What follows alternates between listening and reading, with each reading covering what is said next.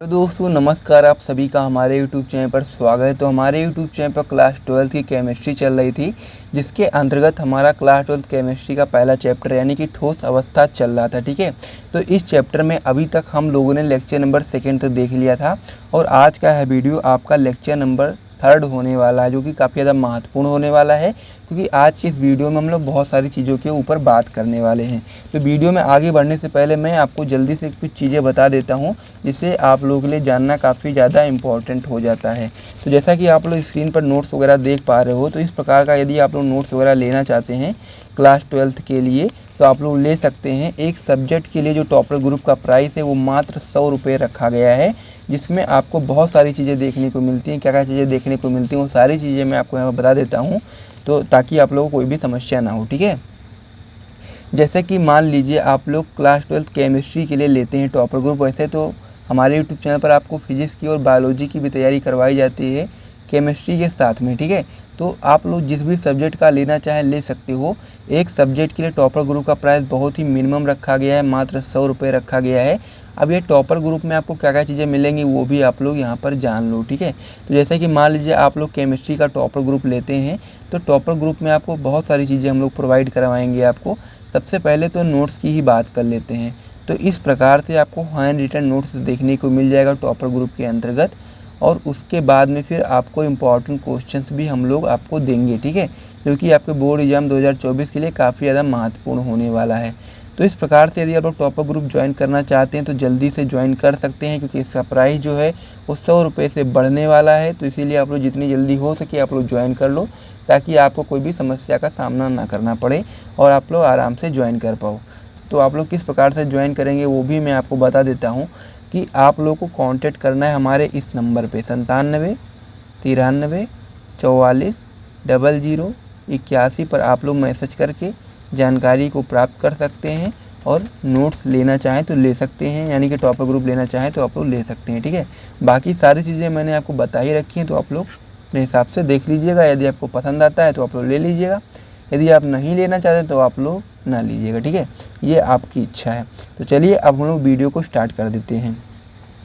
तो हमारा जो चल रहा था क्लास 12 की केमिस्ट्री में वो आपका चल रहा था ठोस अवस्था चैप्टर। तो इस चैप्टर में अभी तक हम लोगों ने लेक्चर नंबर 2 तक देख लिया था, यानी कि 2 लेक्चर हम लोग इसमें पहले से देख चुके हैं। यदि आपने उसे नहीं देखा तो आप लोग ज़रूर जा कर के देखना। और आज ये आपका लेक्चर नंबर 3 होने वाला है, और इसमें बहुत सारी चीज़ें हम लोग आज डिस्कस करने वाले हैं। तो इसलिए वीडियो थोड़ा सा बड़ा हो सकता है, लेकिन आपको धैर्यवान होकर बने रहना है। ठीक है, वीडियो में अंत तक, तभी आप लोगों को सभी चीज़ें बहुत ही अच्छे तरीके से समझ में आएंगी। उसके अलावा यदि आपको वीडियो पसंद आता है तो आप लोग वीडियो को लाइक कर सकते हैं। इस प्रकार के नोट्स वगैरह को बनाने में काफ़ी मेहनत लगती है, तो एक सपोर्ट के लिए आप लोग छोटा सा लाइक, और यदि आपकी कोई भी इच्छा हो, कुछ भी हो मन में, तो आप लोग कमेंट करके बता सकते हैं। तो चलिए अब हम लोग अपने वीडियो को स्टार्ट कर देते हैं, और जो हमारा आज का टॉपिक होने वाला है उसको हम लोग समझते हैं। ठीक है, तो ये सारी चीज़ें हम लोग पिछले वीडियोस में पढ़ चुके हैं, तो इसको मैं हटा देता हूँ, और जो आज का हमारा टॉपिक होने वाला है उसको हम लोग ले आते हैं। ठीक है,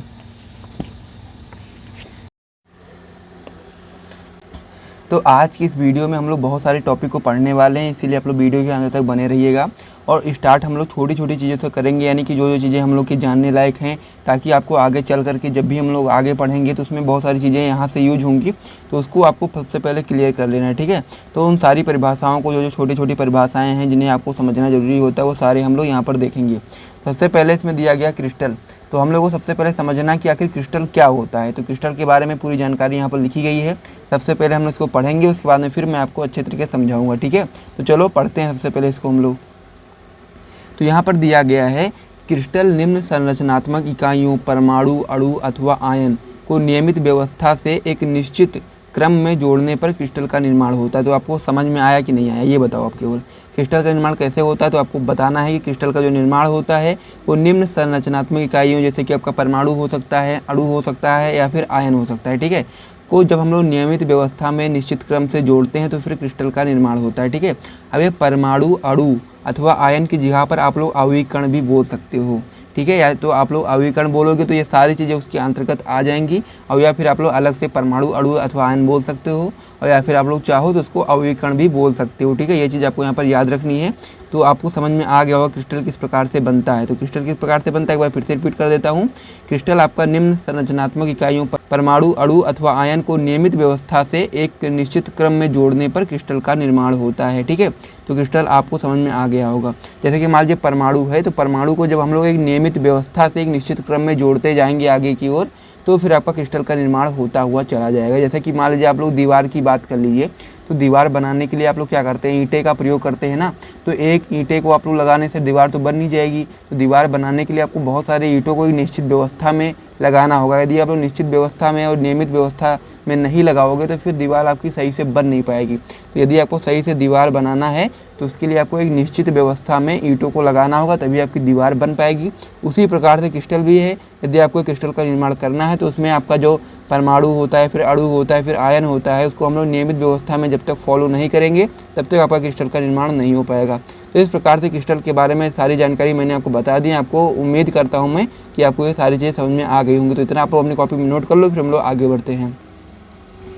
आगे इसमें दूसरी परिभाषा आपको समझनी है, वो है आपका एकक सेल। तो यहाँ पर एकक सेल है, तो एकक सेल को आइए समझते हैं। यहाँ पर दिया गया है वह छोटी से छोटी संरचना जो बार बार दोहराकर पूरे क्रिस्टल का निर्माण करती है, एकक सेल कहलाती है। यानी कि क्रिस्टल का निर्माण किस प्रकार से होता है, आप लोगों ने देखा कि क्रिस्टल का निर्माण निम्न संरचनात्मक इकाइयों जैसे कि परमाणु, अणु अथवा आयन के नियमित व्यवस्था में जुड़ने से होता है। ठीक है, तो वह छोटी से छोटी संरचना, जैसे कि दीवार को बनाने के लिए सबसे छोटी संरचना भी क्या होती है, ईंटा होता है ना। एक ईंटा जो होता है वो आपकी सबसे छोटी संरचना होती है दीवार की।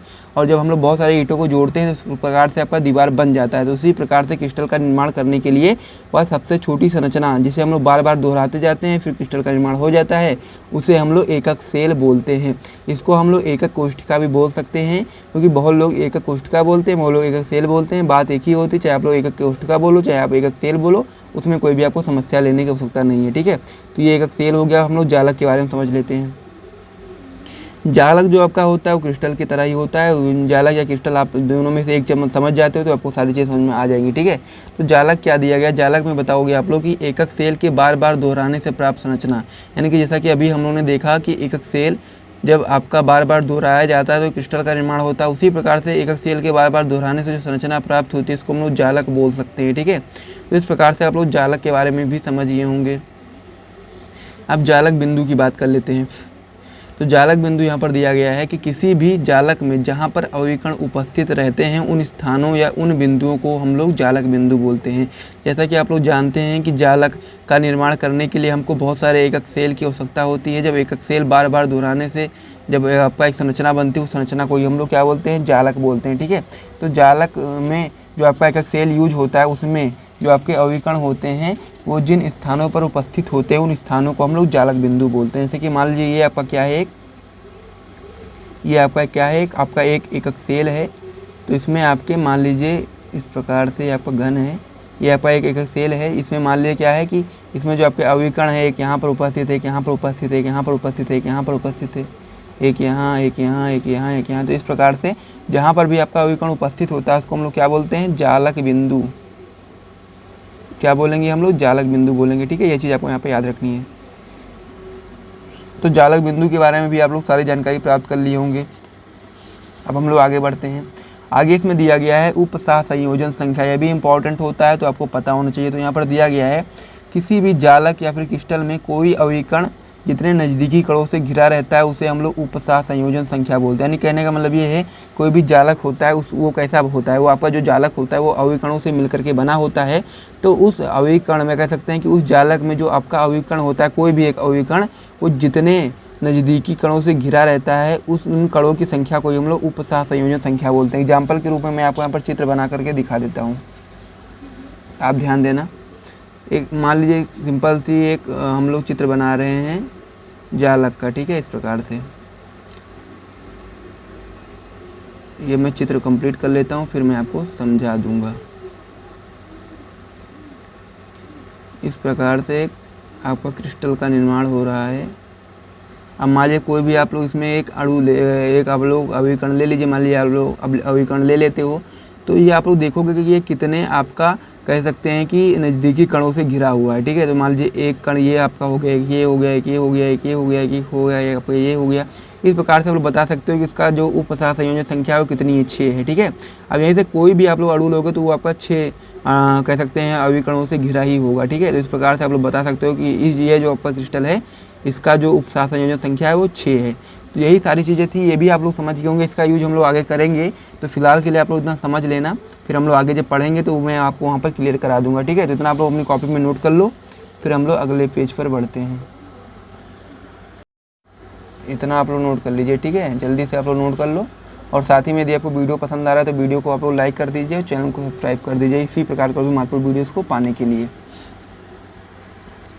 अब हम लोग पढ़ने वाले हैं क्या, अब हम लोग पढ़ेंगे एकक सेल के प्रकार के बारे में। अभी हम लोगों ने एकक सेल के बारे में जाना, एकक सेल के बार बार दोहराने से क्या होता है, आपका क्रिस्टल का निर्माण होता है। तो वही जो आपका एकक सेल होता है वो कितने प्रकार का होता है, क्या क्या चीज़ें होती हैं, पूरा हम लोग डिटेल में समझने वाले हैं। एकक सेल को एक बार फिर से बता देता हूँ आपको, एकक कोष्ठिका भी बोलते हैं। तो आप लोग एकक कोष्ठिका के प्रकार भी लिख सकते हो, एकक सेल के प्रकार भी लिख सकते हो, बात एक ही होती है। एकक सेल की बात करें तो एकक सेल आपका मेनली 2 प्रकार का होता है। एक आपका होता है सरल या फिर आद्य घनीय एकक सेल, और दूसरा आपका होता है केंद्रित घन एकक सेल। अब केंद्रित घन एकक सेल आपका 3 प्रकार का होता है। पहला इसमें हो जाता है काय केंद्रित घन एकक सेल, दूसरा आपका हो जाता है इसमें फलक केंद्रित एकक सेल, और तीसरा आपका हो जाता है अंत केंद्रित एकक सेल। तो ये आपका जो केंद्रित घन एकक सेल है, इसमें से जो आपका पहला और दूसरा जो होता है काय केंद्रित और फलक केंद्रित, ये दोनों सबसे ज़्यादा महत्वपूर्ण होते हैं। और उसके बाद फिर ये उतना महत्वपूर्ण नहीं होता, लेकिन मैं ये भी आपको बता दूंगा ताकि आपको सारी चीज़ें पता रहें पहले से। ठीक है, और सबसे पहले हम लोग एकक सेल के जो प्रकार अभी हम लोगों ने देखा है, अब उसको हम लोग डिटेल में समझते हैं। सबसे पहले हम लोग क्या पढ़ेंगे, सरल या आद्य घनीय एकक सेल के बारे में, कि ये सेल कैसा होता है, इसमें क्या क्या चीज़ें होती हैं, सारी चीज़ें अब हम लोग समझते हैं। तो यहाँ पर दिया गया है कि सरल या आद्य घनीय एकक सेल के बारे में। ठीक है, तो इसमें मैं आगे बढ़ने से पहले मैं आपको कुछ चीज़ें बताना चाहता हूँ ताकि आप लोगों को बेहतर तरीके से समझ में आ जाए, ताकि आपको कोई भी समस्या ना हो। ठीक है, जब हम लोग एकक सेल की बात करेंगे तो जो आपका एकक सेल होता है इसमें बहुत सारी चीज़ें होती हैं जिससे आपको समझना ज़रूरी हो जाता है। जैसे कि मान लीजिए आपका एक एकक सेल है। ठीक है, इस प्रकार से आपका एकक सेल है। ठीक है, या फिर आप लोग चाहो तो यही समझ लो, ये आपका क्या है, एकक सेल है। तो एकक सेल में क्या होता है कि इसमें बहुत सारी चीज़ें होती हैं, इसमें कोने होते हैं। तो सबसे पहले हम लोग कोने की बात करेंगे। तो जो आपका एकक सेल होता है, जो आपका घनी एकक सेल है, इसमें कोने कितने हैं, कोने आप लोग देखोगे तो 1 2 3 4 5 6 7 8 कोने होते हैं। एकक सेल में कोने कितने होते हैं, 8 होते हैं। अब फिर इसमें एक चीज़ और होती है, कोने के साथ साथ इसमें फलक भी होते हैं। तो फलक आप देखोगे, यानी कि जो ये आपको देख पा रहे हो कि ये क्या है, एक आपका जो पार्ट दिख रहा है ये आपका फलक है। ठीक है, तो ये एक फलक ये हो गया, एक फलक ये हो गया, एक फलक ये होगा, एक फलक ये हो गया, और एक फलक आपका आगे का हो गया, और एक फलक आपका पीछे का हो गया। यानी कि इस प्रकार से 6 फलक हो जाते हैं। और इसमें क्या होता है, इसमें कोर होते हैं। कोर इसमें कितने होते हैं, 12 होते हैं। ठीक है, तो कोर कौन कौन सा होता है, ये जो आपको डंडी दिख रही है आपका कोर है। तो 1 core, 2 core, 3 core, 4 core, 5 core, 6 core, 7 core, 8 core, 9 core, 10 core, 11 core, 12 core. इस प्रकार से इसमें 12 कोर होते हैं, और उसका एक केंद्र भी होता है। ठीक है, तो ये चीज़ आपको यहाँ पर समझनी इसलिए है क्योंकि जब हम लोग प्रभावी परमाणु संख्या निकालेंगे तो कोनों के लिए प्रभावी परमाणु संख्या अलग होती है, और कह सकते हैं फलक के लिए और केंद्र के लिए अलग होता है। ठीक है, तो जैसे मान लीजिए यदि हम लोग को कोनों के लिए, यानी कि कोने के लिए जब हम लोग प्रभावी परमाणु संख्या निकालेंगे तो कोना आपका कितना होता है, कोना आपका होता है 8 कोने होते हैं ना, 1 2 3 4 5 6 7 8, तो 8 कोने होते हैं। तो जब हम लोग कोनों के लिए प्रभावी परमाणु संख्या निकालेंगे तो हम लोग 8 को गुणा करेंगे किससे, 1/8 से। ठीक है, और जब हम लोग फलक के लिए, यानी कि फलक ये आपका होता है 1 2 3 4, आगे का 5 और पीछे का 6। इस प्रकार से फलक कितने होते हैं, आपके 6 होते हैं। तो जब हम लोग फलक के लिए प्रभावी परमाणु संख्या निकालेंगे तो 6 गुणे 1/2 कर देंगे। ठीक है, और केंद्र में जब कोई परमाणु उपस्थित होगा तो उसके लिए हम लोग +1 कर देंगे जब हम लोग प्रभावी परमाणु संख्या निकालेंगे। तो ये चीज़ें मैंने आपको पहले इसलिए बता दी क्योंकि आपको बाद में कोई भी समस्या ना हो। और ये चीज़ आपको यहाँ पर याद रखना है कि जब हम लोग कोने के लिए प्रभावी परमाणु संख्या निकालेंगे तो जितने भी कोने पर आपका परमाणु उपस्थित होगा उसको हम लोग गुणा कर देंगे 1/8 से, और जब हम लोग फलक के लिए प्रभावी परमाणु संख्या निकालेंगे तो जितने भी फलक होंगे उसको हम लोग 1/2 से गुणा कर देंगे, और केंद्र के लिए +1 कर देंगे। ठीक है, ये चीज़ आपको यहाँ पर समझ में आ गई होगी। अब हम लोग देखेंगे सरल या आद्य घनीय एकक सेल के बारे में। तो यहाँ से आप लोग सबसे पहले इसकी परिभाषा को समझो। जैसा कि इसका नाम से क्लियर है कि आपका ये सरल या फिर आद्य घनीय एकक सेल है, इसमें दिया गया है। सबसे पहले परिभाषा को समझते हैं। यहाँ पर क्या दिया गया है, यहाँ पर दिया गया है कि एक ऐसा एकक सेल जिसके सभी कोनों पर एक एक अविकर्ण उपस्थित हो उसे हम लोग सरल या आद्य घन एकक सेल कहते हैं। कहने का मतलब ये है कि जो आपका सरल या आदिघनीय एकक सेल होता है, एक ऐसा सेल होता है जिसके जितने भी कोने होते हैं, यानी कि 8 कोने होते हैं, मैंने आपको बताया है, इन सभी कोनों पर एक अवयवीकरण उपस्थित होता है। ठीक है, जैसे कि मान लीजिए यहाँ पर 8 कोने दिए गए हैं, तो 8 कोनों पर एक एक अवयवीकरण उपस्थित होगा, जैसा कि मैंने इसको बना करके दिखाया है आपको कि इसके 8 कोने हैं सरल या आदिघनीय एकक सेल के, और 8 कोनों पर एक एक परमाणु जो आपका कह सकते हैं कि अवयवीकरण उपस्थित होता है, तो उसे हम लोग सरल या आदिघन एकक सेल कहते हैं। ठीक है, तो आप लोग कैसे पहचानोगे कि आपका सरल या आदिघनीय एकक सेल है, तो आप लोग बता सकते हो कि जब आपका जो एकक सेल दिया गया है उसमें जितने भी उसके कोने होते हैं, सभी कोनों पर जब आपका एक एक अवयवीकरण उपस्थित होता है, तो हम लोग सरल या आदिघन एकक सेल बोलते हैं।